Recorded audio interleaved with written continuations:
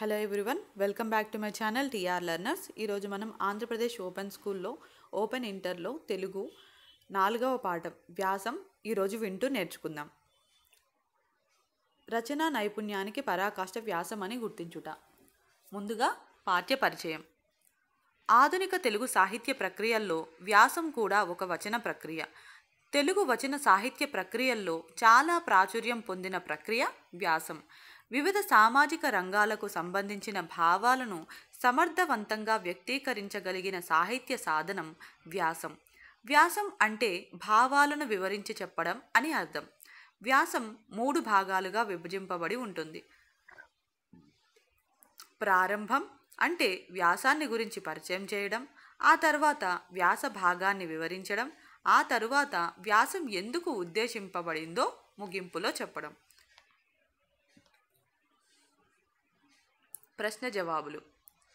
5 వాక్యాలకు మించని సమాధానం రాయండి. మొదటి ప్రశ్న, వ్యాసం అంటే ఏమిటో వివరించండి. వ్యాసం అంటే ఏమిటో వివరించండి. జవాబు. వ్యాసం అనే మాట ఎస్సేకు పర్యాయపదంగా వాడుతున్నాం. వ్యాసం అంటే ఒక విషయాన్ని విపులీకరించి భావాలను వివరించి చెప్పడం అని అర్థం.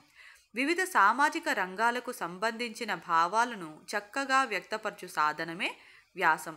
వ్యాస రచయిత తను చెప్పదలుచుకున్న విషయాన్ని క్రమ పద్ధతిలో కార్యకారణ సంబంధం ఉండేటట్లు చెబుతాడు. వ్యాస రచనలో పేరాలు అతి ముఖ్యమైనవి.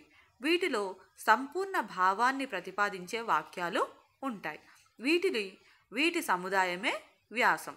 వ్యాసంలో మొదట విషయ ప్రస్తావన, 2 విషయ వివరణ, 3 ముగింపు అను ఘట్టాలుంటాయి. సాహిత్యంలో వ్యాస ప్రక్రియ అతి ప్రధానమైనదిగా భావింపబడుతుంది. రెండవ ప్రశ్న, వ్యాస వికాసాన్ని క్లుప్తంగా వివరించండి. వ్యాస వికాసాన్ని క్లుప్తంగా వివరించండి. జవాబు. సాహిత్యం వికాసం పొందినట్లే వ్యాసం కూడా సమాజానికి అనుగుణంగా వికాసం పొందింది. సమాజ అవసరాలను బట్టి వ్యాసం అనేక విధాలుగా మార్పు చెందుతూ వస్తున్నది. వ్యాసాలను 1 వైజ్ఞానిక వ్యాసాలు, 2 తాత్విక వ్యాసాలు, 3 సమీక్షా వ్యాసాలు, 4 పత్రికా వ్యాసాలు, 5 చారిత్రక వ్యాసాలుగా విభజించవచ్చు. ఇతర రచనా విధానంలో ఇమడని విషయాన్ని వ్యాసంలో అనుకూలంగా ఇనుమడింపజేయవచ్చు. ప్రపంచంలో ఆవగింజ నుంచి అణుబాంబు వరకు గల అన్ని విషయాలను వ్యాసానికి వస్తువులుగా మార్చుకోవచ్చు. ఒకప్పుడు వ్యాసంలో విషయ వివరణ మాత్రమే ఉండేది. ఇప్పుడు విశ్వంలోని ప్రతి విషయాన్ని విస్తృతిగా వ్యాస రూపంలో రాయవచ్చు. మూడవ ప్రశ్న, వ్యాసాలలోని ప్రధాన భేదాలను తెలపండి. వ్యాసాలలోని ప్రధాన భేదాలను తెలపండి. జవాబు. వ్యాసాలలో అనేక భేదాలు కలవు. అవి 1 విషయ ప్రధాన వ్యాసాలు. విజ్ఞానమును అందించునవే విషయ ప్రధాన వ్యాసాలు. శాస్త్ర విషయ వ్యాసాలు, విమర్శన వ్యాసాలు ఈ కోవకు చెందినవి. రెండవది వినోద ప్రధాన వ్యాసాలు. ప్రధానంగా వినోదాన్ని కలిగించినవే వినోద ప్రధాన వ్యాసాలు అని అంటారు. వీటిలో హాస్యంతో పాటు వ్యంగ్యం, విమర్శలు కూడా ప్రధానంగా ఉంటాయి. మూడవది సామయిక వ్యాసాలు. సమకాలీన విషయాలను అప్పటికప్పుడు వివరించినవే సామయిక వ్యాసాలు అని అంటారు. పత్రికా వ్యాసాలు వీటికి ప్రధాన పాత్ర వహిస్తాయి. సాంఘిక, వైజ్ఞానిక, సారస్వత, రాజకీయ వ్యాసాలు స్త్రీలు, పిల్లలు, వైద్యం, సినిమాలు మొదలగు రంగాలకు సంబంధించిన వ్యాసాలు ఇందులో ఉంటాయి. 4వది పుస్తక సమీక్షా వ్యాసాలు. కొత్తగా వచ్చిన పుస్తకాలను పరిచయం చేయడమే పుస్తక సమీక్షా వ్యాసాలు అంటారు. పుస్తక రచయిత ఉద్దేశాలను తెలుపుతూ పుస్తకంలోని మంచి చెడులను విమర్శించడం వంటి విషయాలను ఇందు చర్చకు వస్తాయి. క్రింది ప్రశ్నలకు 20 వాక్యాల్లో జవాబులు రాయండి. మొదటి ప్రశ్న, వ్యాసాన్ని నిర్వచించి వ్యాస వికాస క్రమాన్ని పేర్కొనండి. వ్యాసాన్ని నిర్వచించి వ్యాస వికాస క్రమాన్ని పేర్కొనండి. జవాబు. మామూలుగా వ్యాసం అనే మాట ఇంగ్లీష్లో ఎస్సేకు పర్యాయపదంగా వాడుతున్నాం. వ్యాస రచన, వ్యాసం అన్న పదాలు పాఠశాల, కళాశాల విద్యార్థుల కోసం ఉపయోగించేవారు. మొట్టమొదటి తెలుగులో వ్యాసం అనే పదం విద్యార్థులు విషయాన్ని విభజించుకొని నేర్చుకోవడానికి ఉపయోగించేదిగా వాడుకలో ఉండేది. తరువాత ఆ వ్యాసం ఒక ప్రక్రియగా రూపొందింది. ఆ తర్వాత వ్యాసం ఒక సారస్వత శాఖగా పరిణామం పొందింది. వ్యాసం అంటే ఏదైనా ఒక విషయాన్ని విపులీకరించి భావాలను వివరించి చెప్పడం అని అర్థం. వ్యాస రచయిత తాను చెప్పదలుచుకున్న విషయాన్ని క్రమ పద్ధతిలో చెప్పే విధానంలో కార్యకారణ సంబంధం ఉండేటట్టు చెప్తాడు. అంటే ఏ పనికైనా ఒక హేతువును అంటే కారణాన్ని వివరించడం అన్నమాట.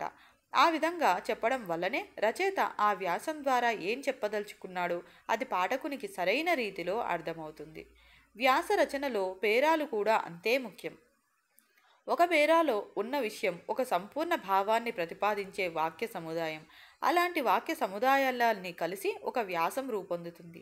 వ్యాసం ఒక క్రమ పద్ధతిలో పేరాకు మధ్య తర్కబద్ధతతో ఉన్నప్పుడే సమగ్రత ఏర్పడుతుంది.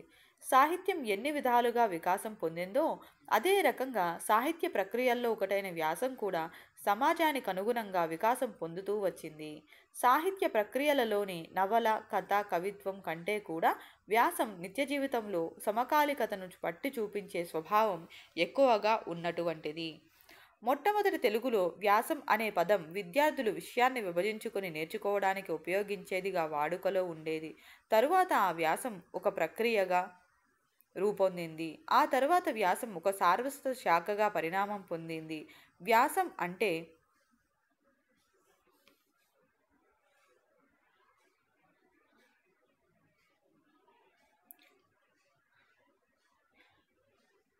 వ్యాసం అంటే ఏదైనా ఒక విషయాన్ని విపులీకరించి భావాలను వివరించి చెప్పడం అని అర్థం. వ్యాస రచయిత తాను చెప్పదలుచుకున్న విషయాన్ని క్రమ పద్ధతిలో చెప్పే విధానంలో కార్యకారణ సంబంధం ఉండేటట్టు చెప్తాడు. అంటే ఏ పనికైనా ఒక హేతువును కారణాన్ని వివరించడం అన్నమాట. ఆ విధంగా చెప్పడం వల్లనే రచయిత ఆ వ్యాసం ద్వారా ఏం చెప్పాలనుకున్నాడో అది పాఠకునికి సరైన రీతిలో అర్థమవుతుంది. వ్యాసంలో విషయ ప్రస్తావన, విషయ వివరణ, ఉపసంహారం లేదా ముగింపు అనే ఘట్టాలుంటాయి. వ్యాస రచయిత వ్యాస రచన సాహిత్య ప్రక్రియగా రూపొందిన తర్వాత వర్తమాన కాలంలో వచన ప్రక్రియల్లో వ్యాసం ప్రత్యేక స్థానాన్ని పొందింది. రెండవ ప్రశ్న, సాహిత్య వ్యాస లక్షణాలను తెలపండి. సాహిత్య వ్యాస లక్షణాలను తెలపండి. జవాబు: వ్యాసం అంటే ఏదైనా ఒక విషయాన్ని విపులీకరించి భావాలను వివరిస్తూ చెప్పడం అని అర్థం. వ్యాస రచన సాహిత్య ప్రక్రియగా రూపొందిన తర్వాత వర్తమాన కాలంలో వచన ప్రక్రియల్లో సాహిత్య వ్యాసం కూడా ప్రత్యేక స్థానాన్ని పొందింది. వ్యాసానికి ఉండే లక్షణాలన్నీ సాహిత్య వ్యాసానికి కూడా ఉంటాయి. సాహిత్య వ్యాస లక్షణాలు: 1. ఏదైనా ఒక విషయాన్ని విపులీకరించి భావాలను వివరించాలి. 2. విషయాన్ని క్రమ పద్ధతిలో చెప్పే విధానంలో కార్యకారణ సంబంధం ఉండాలి. 3. ఒక హేతువును అనగా కారణాన్ని వివరించాలి. 4. రచయిత వ్యాసం ద్వారా ఏం చెప్పదలుచుకున్నాడో అది పాఠకునికి తేలికగా అర్థం కావాలి. 5. వ్యాస రచనలో పేరాలుండాలి. 6. పేరాలో ఉన్న విషయం ఒక సంపూర్ణ భావాన్ని ప్రతిపాదించే వాక్య సముదాయంగా ఉండాలి. 7. వ్యాసం ఒక క్రమ పద్ధతిలో పేరాకు మధ్య తర్కబద్ధతతో ఉండాలి. 8. వ్యాసంలో విషయ ప్రస్తావన, విషయ వివరణ, ముగింపు ఘట్టాలు ఉండాలి. మూడవ ప్రశ్న, శాస్త్రీయ వైజ్ఞానిక సాహిత్య వ్యాసాలను పోల్చండి.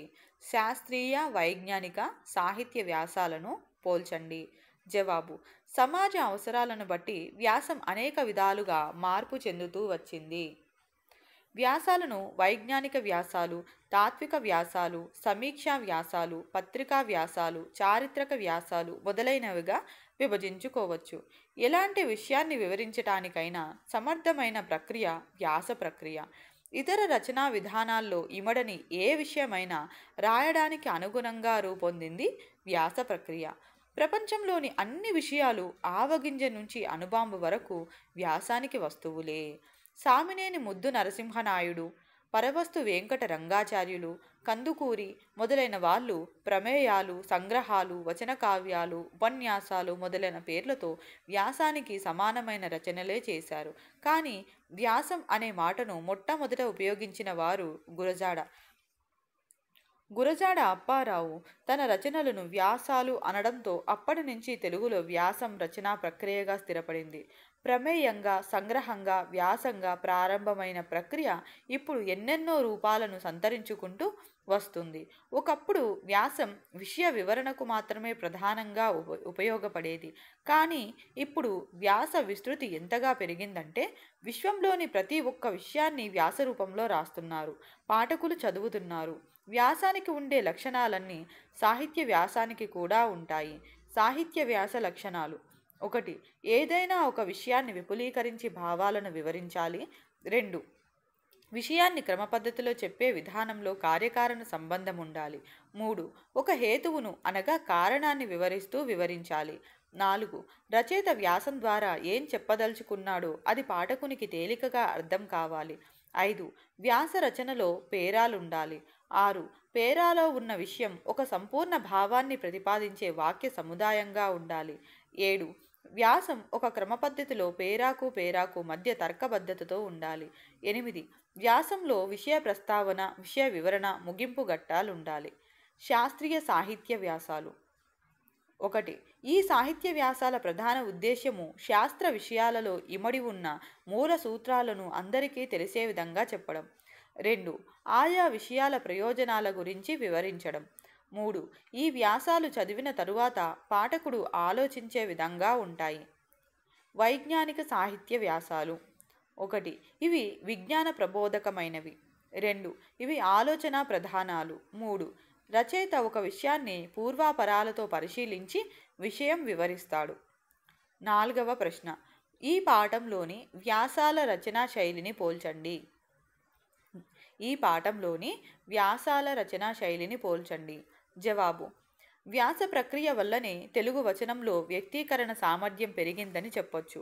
సామినేని ముద్దు నరసింహనాయుడు, పరవస్తు వెంకట రంగాచార్యులు, కందుకూరి మొదలైన వాళ్ళు ప్రమేయాలు, సంగ్రహాలు, వచన కావ్యాలు, ఉపన్యాసాలు మొదలైన పేర్లతో వ్యాసానికి సమానమైన రచనలే చేశారు.